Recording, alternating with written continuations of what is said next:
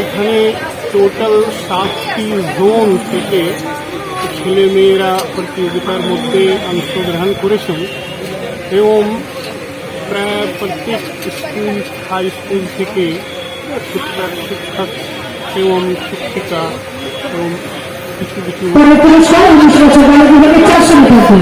আছেন আমাদের এখানে। আমাদের এসআইএস স্কুল এবং সবচেয়ে বড় আমাদের এই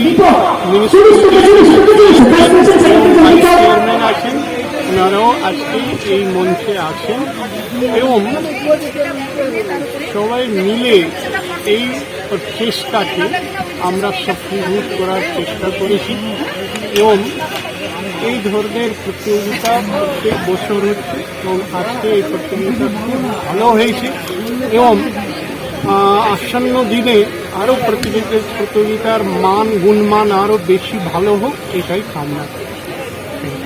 এটা actually sub divisional council for school games and sports বারিপুরের আন্ডারে হচ্ছে জয়নগর 1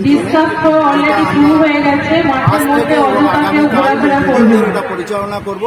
7টা জোনের আন্ডারে প্রায় 200 বেশি স্কুল এখানে পার্টিসিপেট করেছে এবং সব মিলিয়ে প্রায় 700 ক্যান্ডিডেট এখানে উপস্থিত। যেটা দুদিন ধরে এই ইভেন্টগুলো চলছে, 77টা ইভেন্ট আছে এবং মানে আকর্ষণীয় এবং যে সমস্ত অ্যাথলিটরা এখানে প্রতিযোগিতায় অংশগ্রহণ করতে আসছে তারা অনেক দিক দিয়ে অনেক উন্নত।